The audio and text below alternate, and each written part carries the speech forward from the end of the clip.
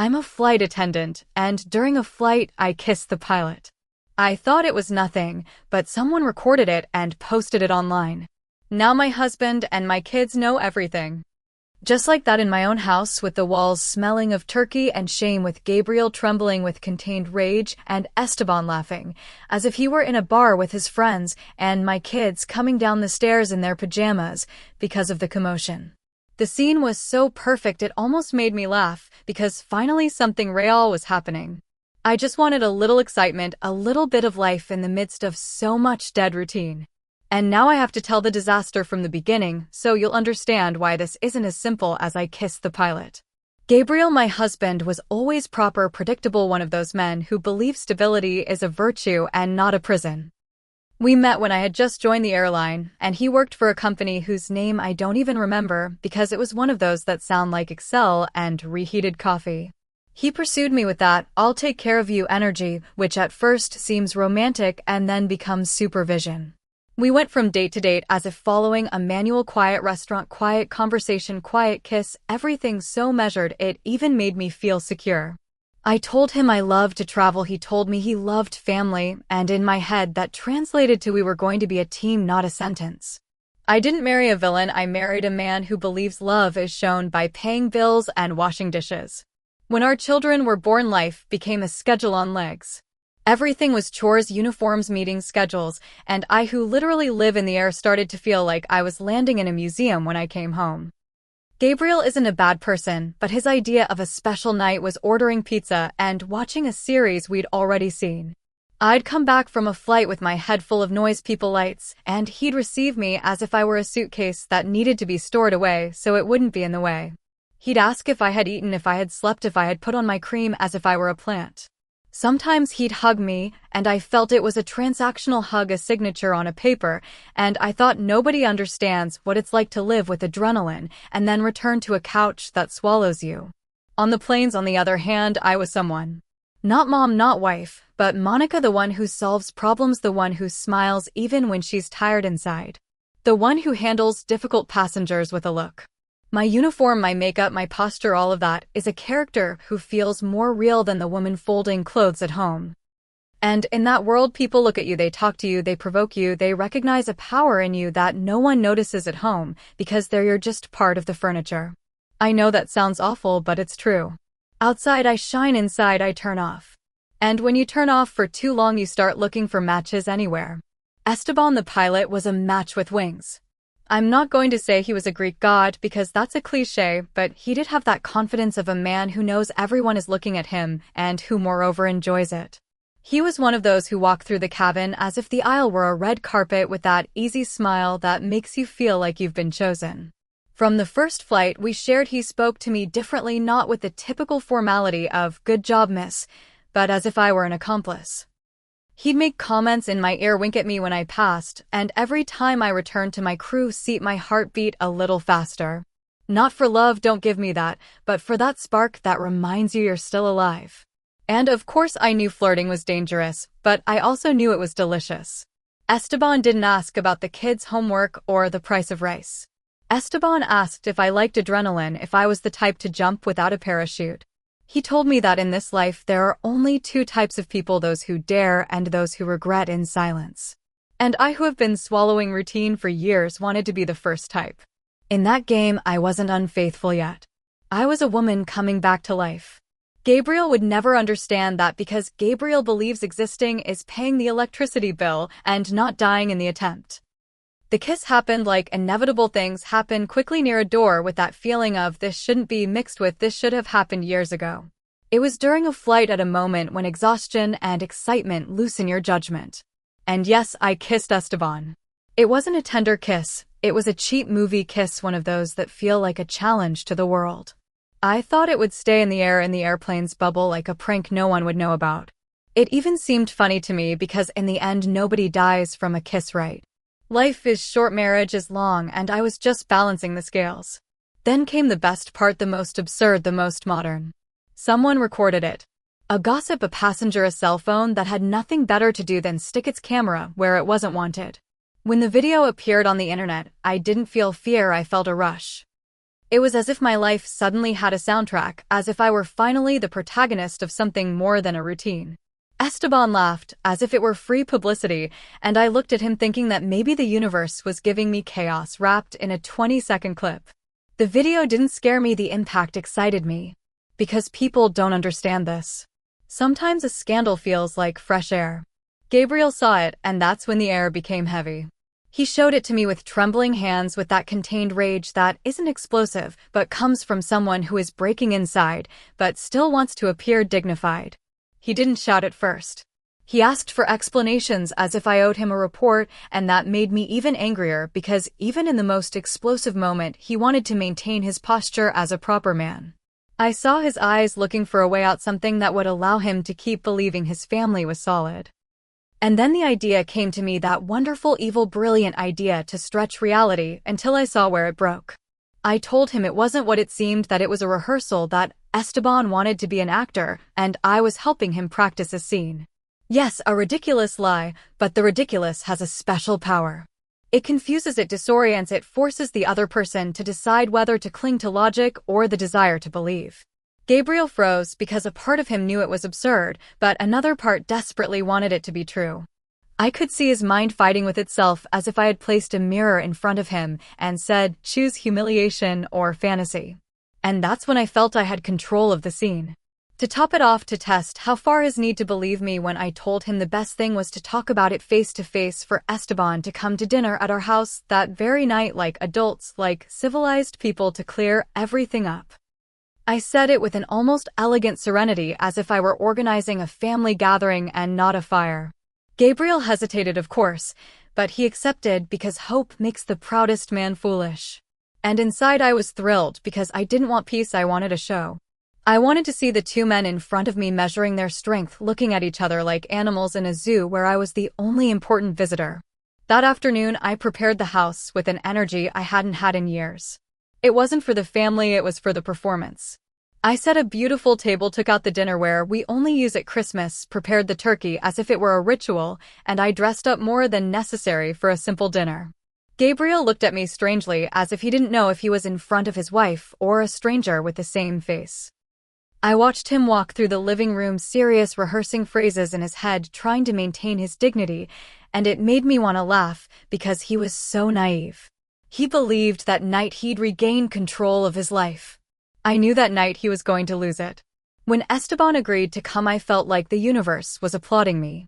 I didn't give him details, I just told him to come, that it was important, that I needed to talk. He, with his pilot's ego, surely imagined 1,000 scenarios where I chose him, where Gabriel was an obstacle easily removed. And in my head, everything was ready.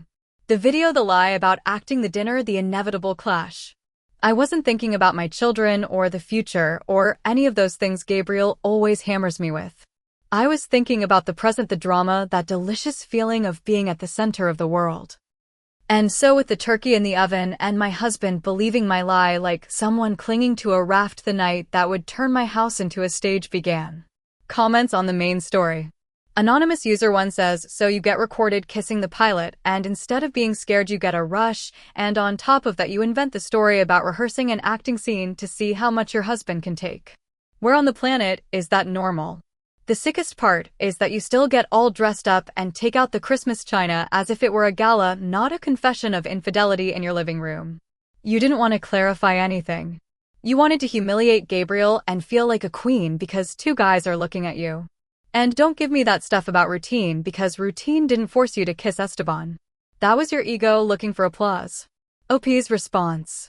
Oh please, you all get so dramatic when a woman decides not to live like a robot. I get recorded without my permission, and I'm the bad one. Of course, because it's always easier to point at the woman than to question the gossip with a cell phone. And yes, I got dressed up. What did you want? For me to sit in my pajamas to have an uncomfortable conversation, as if I were worthless. Gabriel isn't a baby, he's a grown man, and if he falls apart because life gives him a shake-up, then the problem isn't me, it's his fragility. Besides, the acting thing was a way to lower the tension, but you people see poison in everything because you love to condemn. Anonymous user 2 says, I wanted to see the 2 men fighting over me, and you still try to disguise it as seeking excitement. What disgusting manipulation. You literally admit your husband was trembling with rage and you were enjoying the control as if it were a game. And to top it off, you invite the pilot to your house without telling him the plan. So you were preparing an emotional ambush with turkey and fine china. You know what the worst part is. You say, "Nobody dies from a kiss," as if the damage were physical and not familial. You're not the protagonist of a movie. You're an adult with children playing at breaking your partner's head. OP's response. How easy it is to write, "What disgust." From the comfort of not living my life. You hear one sentence and you think you know me completely, as if a woman can't have contradictions without being crucified. I didn't force anyone to do anything. Gabriel could have left in the first second if he was so offended, but he stayed because he likes the drama too, even if he pretends he doesn't. And Esteban is a big boy, he's not a child who's going to break over a dinner. Let's stop acting as if men are made of glass only when it's convenient for them to play the victim. I just put the truth on the table, and if the table wobbles, that's not my fault anymore. Update 1. One day has passed since the last update, and I still have the image of the table trembling, as if the house itself understood that dinner wasn't food, it was war. Esteban arrived with that usual confidence, as if walking into my home were like entering a VIP lounge that belonged to him. He wore a broad smile, and I noticed instantly that he came with a completely different idea in his head, something dirtier, more direct, more like a movie. Gabriel opened the door with a stiffness that was almost endearing, because you could see the effort he was making to stay polite while swallowing his humiliation. I looked at both of them and felt that electricity in the air. It's starting now, that makes your skin crawl. I hadn't told Esteban anything about the plan.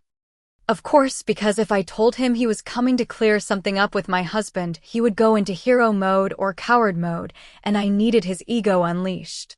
When he sat at the table, he settled in as if he owned the place. He asked about the wine with a confidence that I found almost funny. Gabriel, on the other hand, sat down slowly like someone sitting before a judge, and I had to hold back a smile, because it was obvious who was out of his element.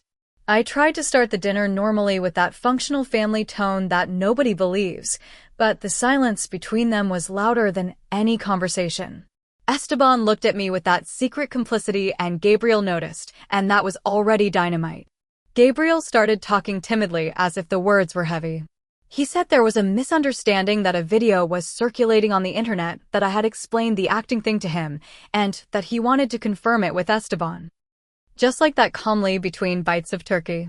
I heard that sentence and felt an internal laugh, because the seriousness with which he said it made him more pathetic, as if he really believed Esteban would follow the script. Esteban looked at him for a second and raised an eyebrow, and that's when I knew this wasn't going to be a conversation, it was going to be an execution. I tried to intervene, put on a smile, play the mediator, but it was too late. Esteban smelled weakness like a shark smells blood. He laughed, but not a discreet chuckle. He laughed loudly with his mouth open, with that laugh of a man who enjoys feeling superior. He said something like, "Acting please," that I was the best lover in the airline, and that Gabriel should thank him for keeping me happy. The sentence fell like a glass shattering on the floor, and for a second everything was frozen, like when you turn off the music at a party and suddenly hear the silence. Gabriel turned pale, not with rage at first, but with that humiliating sadness that takes your breath away. I saw his hands clench under the table, I saw his jaw tremble, and for a second I thought he was going to cry, but no, he didn't cry, he hardened. And that hardness was what scared me, because Gabriel never gets hard. Gabriel just endures. I tried to laugh, as if it were all a joke, as if Esteban were a clown who had gone too far. I said something like he was exaggerating, that he always jokes like that it wasn't serious, please don't take it literally. My laugh came out too bright, too fake, and Gabriel looked at me with a mixture of disgust and pain that pierced my chest. Esteban, on the other hand, was still smiling, enjoying himself, and I hated him a little in that moment, because he was ruining my theater. I wanted chaos, yes, but a chaos where I could still be the queen, not the fool. And with Esteban like this, it was no longer my show, it was his. Gabriel stood up slowly without saying anything at first, and the silence became so heavy that even the clock seemed to tick louder. Esteban looked at him mockingly, as if expecting a punch, as if expecting the typical cheap masculine competition reaction. Gabriel walked towards the kitchen with a strange calm, and I thought he was going to get some air, that he was going to leave, that he was going to go, that it would all end in drama, but without violence, but no. Gabriel came back with the turkey, the whole turkey, as if he had decided that if everything was already ruined, at least he was going to ruin it for real. I saw the turkey in his hands, and my brain took a second to process that this wasn't symbolic, it was literal. The turkey flew, he threw it at Esteban with a fury I had never seen in him, and the impact was grotesque. Fake seasoning, feathers, grease, sauce, all exploding on the pilot's shirt like a ridiculous comedy scene. Esteban jumped up shouting, insulting, and instead of being horrified, I felt a spark of sick satisfaction because finally Gabriel was reacting. Finally, he was breaking out of his proper man role. It was the perfect chaos, exactly what I had wanted to provoke, the kind of scene that makes you feel alive. For a moment, I enjoyed it too much. I admit it. I felt powerful, as if I had managed to set them both off. But life doesn't let you enjoy it much when you play with fire. My children came down because of the noise, one with his cell phone in his hand, the other with his eyes wide as saucers, and they stood on the first step, watching their father with a distraught face and a stranger covered in food at our table. I saw them and felt a chill run down my spine, because it's one thing to put on a show for adults and another for the children to see the script without filters. Gabriel looked at them, and that's when his face changed, as if he realized he was no longer defending his pride, he was defending his home. Esteban, humiliated, was still laughing as if this were fun. And my children didn't laugh. They stood still as if they had seen something that can't be forgotten. I tried to speak quickly to control it, to say it was a joke, that it was a misunderstanding, that Esteban was an actor, that it was all a show. But the words sounded hollow at that moment, because the turkey on the floor was more real than any lie. My older son looked at me with an expression that wasn't sadness, it was disbelief, as if he were seeing a version of me he didn't know existed. The 12-year-old said nothing, he just clung closer to the banister, as if he wanted to retreat without moving. Gabriel was breathing heavily, and for the first time, he wasn't looking at me for an explanation. He was looking at me as if I were the main problem. That change in his gaze was a blow I didn't expect. Esteban tried to act dignified, to clean his shirt, to say this was crazy, that he didn't have to put up with these scenes. And I looked at him with rage, because the clown had entered my house like a king, and now he wanted to leave like a victim.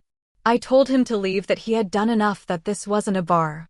Gabriel said nothing, he just stayed with the children with that posture of a man who makes a decision inside, without yet announcing it. I was still trying to save my pride, not my family, because the only thing that hurt me at that moment was feeling that I was losing control of the narrative. And when you lose the narrative, you lose the power. That night didn't end with a conversation, it ended with silence. Gabriel took the children upstairs, closed their bedroom door, and I was left downstairs looking at the dirty table, the destroyed turkey, the fallen glass, the dismantled theater. Esteban left grumbling, and before he left he gave me a look like, "You got me into this," as if he hadn't been the first one to spit venom. I was left alone in the living room, hearing footsteps upstairs, doors closing, and I felt something like fear, but not for what I did, but for what was coming. Because when your children see like that, there's no more makeup, no more uniform, no more character. There's only you, and sometimes people don't like you. Comments on the update. 1. Anonymous user 1 says, "Your experiment turned out beautifully. You invite the lover to your house without telling him anything. You set up a dinner for your husband, as if it were a tribunal, and when the pilot drops the best lover in the airline line, you still try to laugh and say it's a joke. A joke about what, Monica? About bringing a guy to humiliate the father of your children at his own table. And the worst part is you say the flying turkey gave you satisfaction because he finally reacted. So you wanted to see him explode and destroyed to feel powerful. You were fascinated until your kids came down and saw your circus. That's when you got cold feet. Not for them, but for your image." OP's response. Look, if anyone was humiliated here, it was Esteban, because ending up covered in turkey in a house that isn't even his is not exactly coming out a winner. Gabriel decided to react that way. I didn't throw the turkey with my own hands. And if he can't control his impulses, that says something about him, not me. Besides, my kids came down because of the noise. Yes, and that was an accident, because things happen in a house. I can't live like in a monastery just in case someone hears a strong word. And don't come at me with cheap morality when on the internet people consume these videos as entertainment, but when it happens to a real woman, then you all become judges. If I provoked something, it was because there was already too much pent-up tension, not because I'm some cartoon villain. Anonymous User 2 says, it was the perfect chaos, you say, and then you get offended when the pilot takes over your theater as if you were the director of a reality show. Esteban arrives thinking whatever because you invited him without context, and when your husband tries to talk like an adult, you mock him for being pathetic and leave him exposed. The turkey wasn't the sad part. The sad part is that your children saw their mother turning the house into a stage and their father into a clown. And you still try to sell it as life not letting you enjoy yourself. No, Monica, life just sent you the bill for the show. OP's response. Oh, what intensity. Now it turns out one dinner defines a whole motherhood. You talk as if children are made of porcelain when children also need to see that life isn't a perfect family movie that adults feel make mistakes and explode. Gabriel wasn't a clown. Gabriel chose to put himself in that position when he decided to believe a lie instead of talking to me truthfully from the beginning. And Esteban chose to be arrogant because that's how many men are when they feel they have the upper hand. I can't control what each of them decides to say. I just tried to manage a situation that was already out of control since someone recorded us and uploaded it. If you're going to blame me, blame the gossip who made this go viral, not me for trying to survive in the midst of public judgment. Update 2. 3 days have passed since the last update, and the most humiliating thing wasn't the flying turkey or the pilot soaked in grease, it was the silence with which my children punished me afterwards. I thought they were going to cry, scream, have the typical teenage movie meltdown, but no. They looked at me with a surgical coldness, as if I were a stranger who had broken into their house swearing my face. And that look left me speechless for the first time in years. Gabriel didn't argue with me that night, nor did he give me the satisfaction of a fight. He simply went upstairs with them closed doors and left me downstairs with the mess, as if I had earned the right to coexist with my own filth. The next day I woke up, and the house was already something else. A place without voices, without footsteps, without that feeling of family, even a boring one. And that's when I realized that chaos is only enjoyable as long as you remain the center. Gabriel took the children to a hotel just like that, without a show, without notice, without asking my permission, as if I weren't necessary for anything. He sent me a short message saying they needed space, that he didn't want the children in that environment, and that phrase, that environment, burned me because it sounded as if I were contamination. I tried to call him, and he sent me to voicemail as if my words were noise. That's when pride grabbed me by the throat. Because it's one thing to play with your husband's mind and another for them to take away your audience, to take away your stage, and leave you talking to yourself. I walked through the house like a dethroned queen, touching the stained table, looking at the turkey in the trash, and I started to convince myself that Gabriel was exaggerating just to play the victim. Because that's what they do, they act all dignified when really all they want is to control you with guilt. In my head the solution was obvious: recover the narrative before they steal it from me. I had already seen how the internet works. If you don't speak first, they turn you into a meme with a phrase taken out of context. And yes, I was hurt, but I was also irritated because nobody was talking about how I was recorded without permission, how I was exposed, how my privacy was violated. It was all poor Gabriel, poor children, as if I were a lifeless object that only serves to fail. So I did what any modern person does when reality gets uncomfortable. I turned on the camera and made myself a shield. I uploaded a video to my social media saying my husband couldn't take a joke, that men are fragile, that they don't know how to handle emotions, and that anything breaks them. I said it with a half sad, half superior smile because I wanted it to feel like a reflection, not a tantrum. I even chose soft lighting, did my hair, put on discreet lipstick, as if I were making an official statement and not pouring gasoline on the fire. In my mind it was perfect. Me, the hardworking woman, exposed by a gossip, attacked by a husband with no sense of humor. I thought people would applaud me, tell me I deserve peace, that jealousy is toxic, that Gabriel needed to grow up. I was counting on my followers as if they were an army that always arrives when you feel alone. But the video didn't explode the way I wanted. It exploded, yes, but against me, and that confused me at first, because I don't usually lose on my own turf.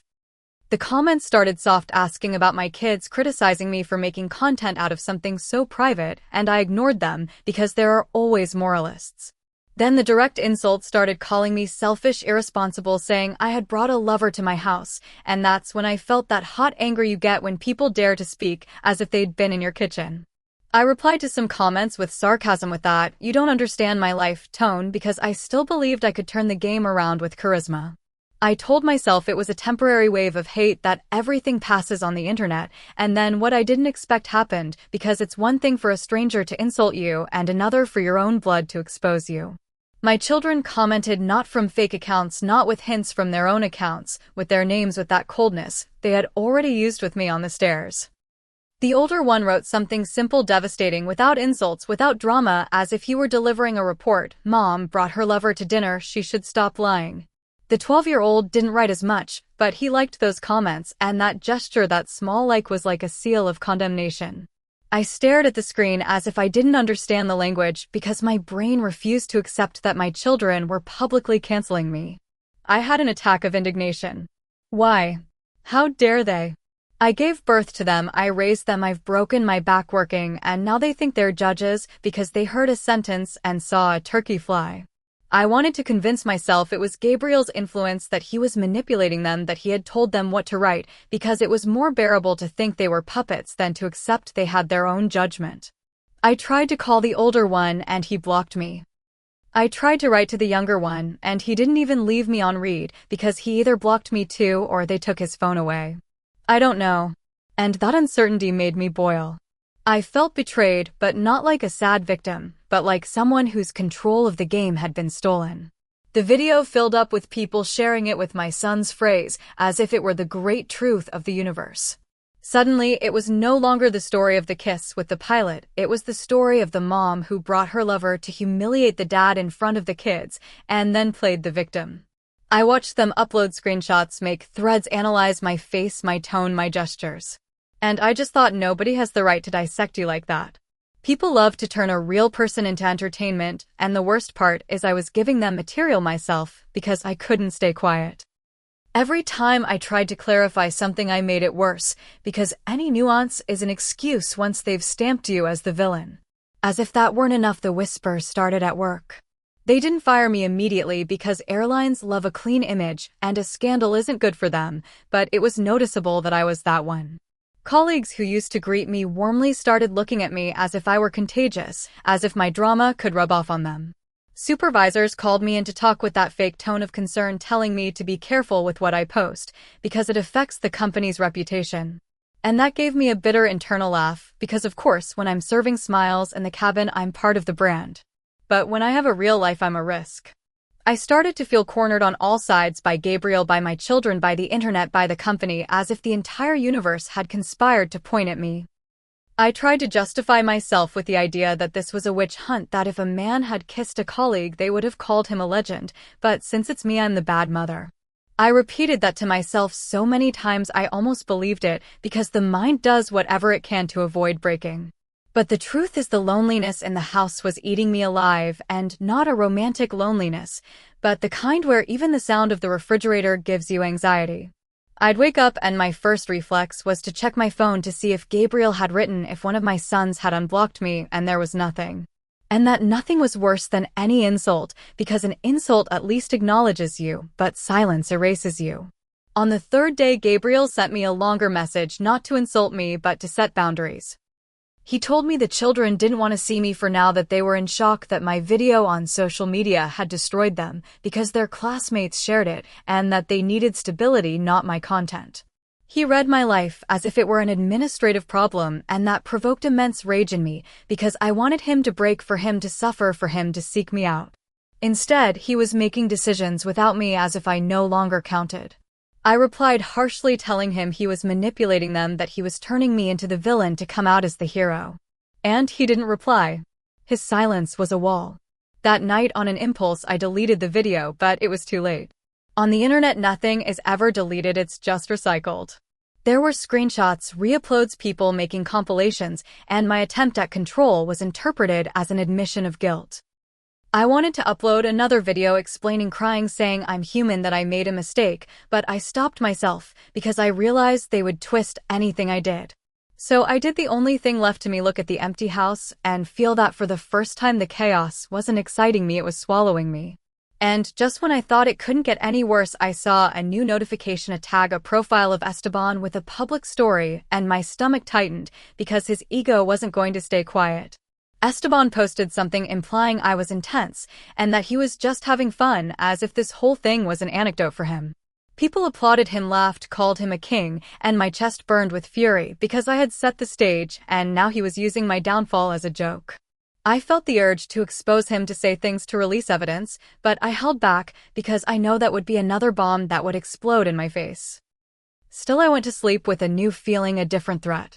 It wasn't just losing Gabriel and my children, it was ending up as the eternal meme, the ridiculous woman who destroyed herself while the pilot kept flying peacefully. And that idea gave me a fear I didn't want to admit. Comments on the update too. Anonymous user 1 says, "The most disgusting part is that you're indignant because your kids expose you as if they owe you blind loyalty after hearing you bring the pilot home and watching their dad throw a turkey at him out of humiliation. On top of that, you upload a video saying, 'My husband can't take a joke,' with lipstick and soft lighting, as if you're marketing your infidelity and you expect applause. It backfired and you still call it a witch hunt. No, Monica, it's consequences. And your own children blocking you isn't a conspiracy, it's them finally seeing you without the uniform." OP's response. And you think a 14-year-old boy should be writing things like that on the internet, exposing his own mother, as if that's healthy? That's not bravery. That's emotional violence, and yes, I'm going to say it even if it stings, because normalizing children becoming executioners is sick. I uploaded a video because they were talking about me nonstop, and I had the right to defend myself, not to stay silent while they destroy me over a clip recorded without consent. And the joke thing was a way to take power away from the scandal. But of course you'd rather see a woman grovel and apologize to feel superior. If my children blocked me, it's because they're being loaded with someone else's rage. Because someone is using them as weapons. Anonymous user 2 says, "Recover the narrative, that sums it all up. You don't care about your family, you care about winning on the internet. You're left alone because your husband leaves with the kids, and instead of asking how they are, you turn on the camera and call the guy you just destroyed at his own table fragile. And when your kids write, 'Mom, stop lying,' your reaction is, 'How dare they?' instead of, 'I'm sorry.' You're the typical person who would rather lose everything than accept 2 words. 'I was wrong.'" OP's response. "Oh, how easy it is to demand, 'I'm sorry.' As if those 2 words erase the damage they did to me first. Because I was recorded, I was exposed, I was put at the center of a public pyre, and nobody is crying for me. Nobody. I'm not an apology machine for others to feel morally clean. I'm a person defending her dignity in the middle of a lynching. And yes, I care about the narrative, because the narrative decides who gets the kids, who's seen as crazy, who's seen as the victim. And I'm not going to gift Gabriel the role of the saint just because it's convenient for him. If you want a protagonist who grovels, look for her somewhere else." Update 3. It's been 5 years since the last update, and if time has taught me anything, it's that the internet forgets slowly, but family forgets even slower. I used to think drama was a wave you enjoy, and then it passes, that after the foam there's always calm, but what nobody tells you is that there are calms that aren't peace, they're emptiness. My house is still the same address, but it's not the same house anymore, because a house without voices is just a place where you keep your things and your memories like heavy boxes. I grew old in silence, not because I had no desire to speak, but because there was no one left who wanted to really listen to me. And that for someone like me is almost a form of death. Gabriel rebuilt his life. It didn't take him centuries, he didn't stay crying over me as I in my pride imagined he would to punish me. He found someone, and he looked happy in that unbearable way that happy people don't need to prove anything. The first time I saw a picture of him with another woman with a calm smile, I felt a mix of rage and something like humiliation, because he was supposed to be the broken one, not me. She wasn't better than me in terms of sparkle. She was simpler, more stable, more the type of woman who doesn't turn life into a stage. And it angered me that this was exactly what he wanted, as if my intensity had been a mistake he had now corrected. In my head, I was the spark, and he chose water.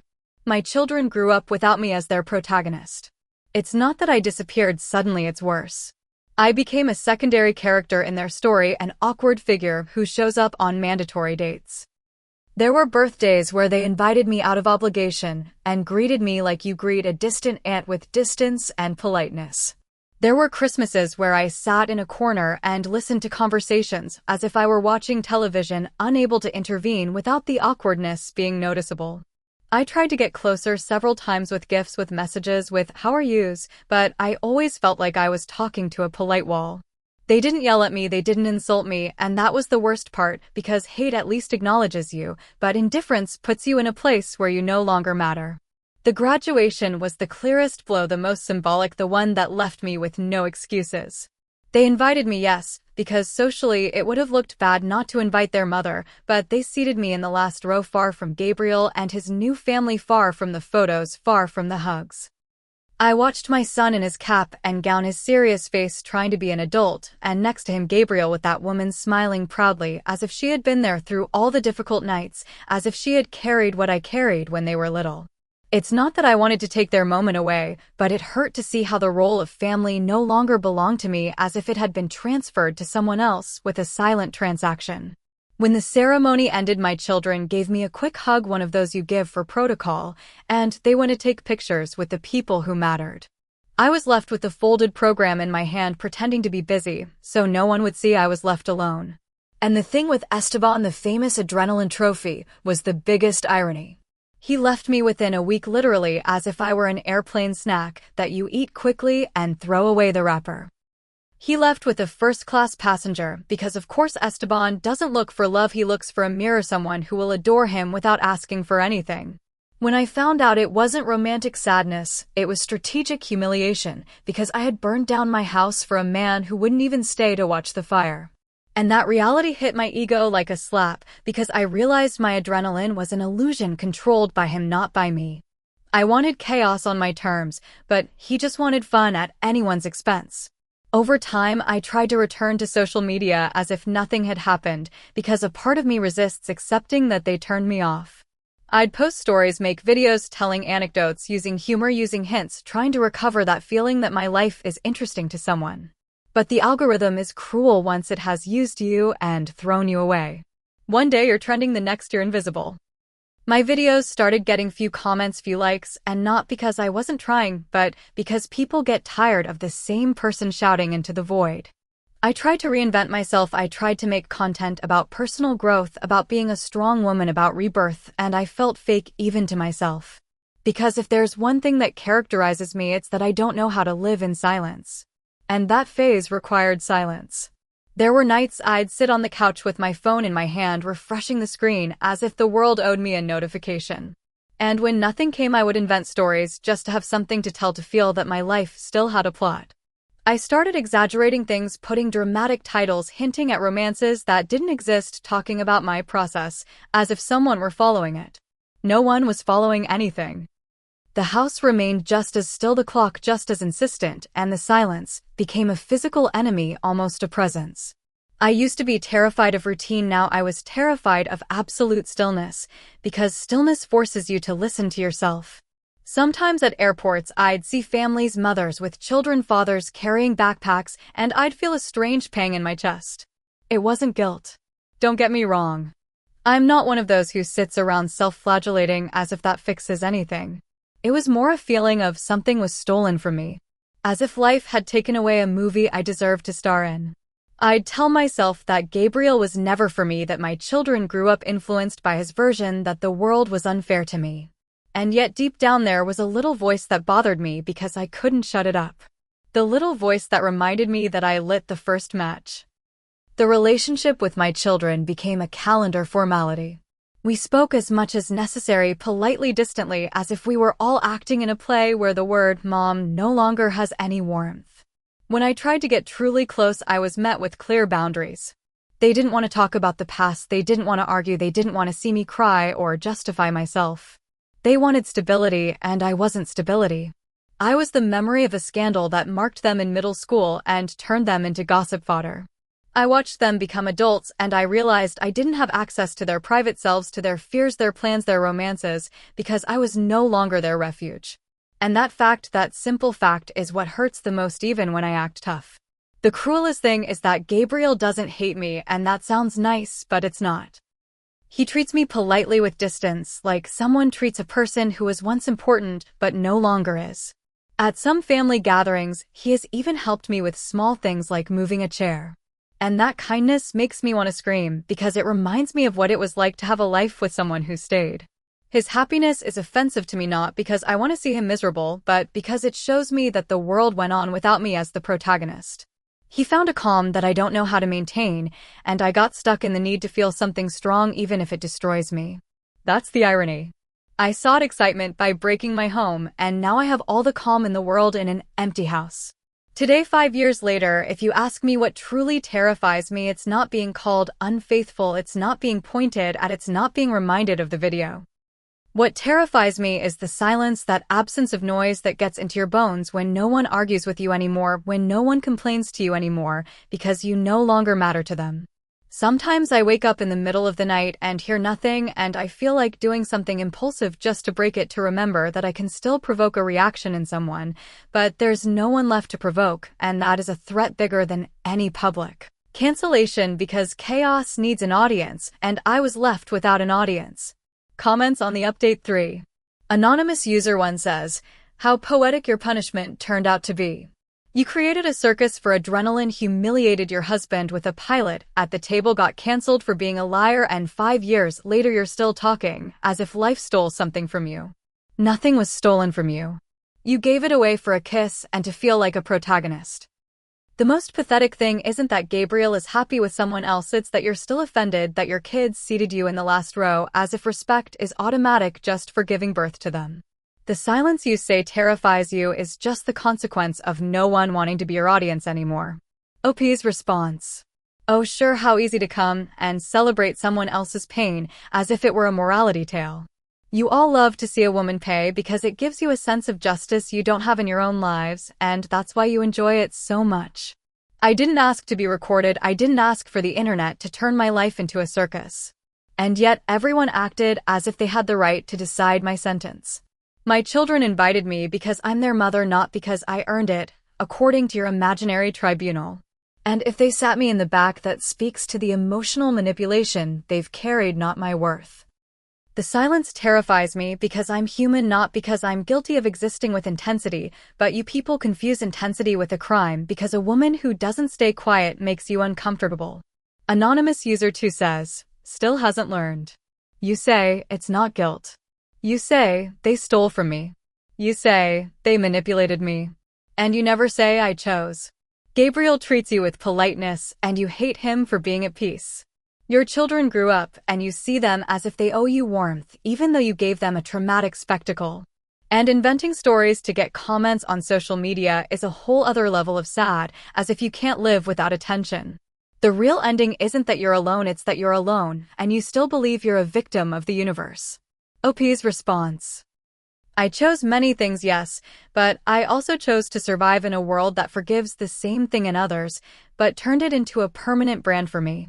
You talk about learning as if I'm a child in detention, as if my life is an example for your entertainment. And that moral superiority is more toxic than any kiss. Gabriel is at peace because he benefits from being the proper man. He gets applauded for leaving with dignity. I get crucified for not crying in the way you like. And if I invent stories or exaggerate things, it's because at least that way the silence doesn't win, because silence is a form of disappearing, and I wasn't born to disappear. If that bothers you, perfect, because at least I provoked something in you, and that was always the truth behind it all.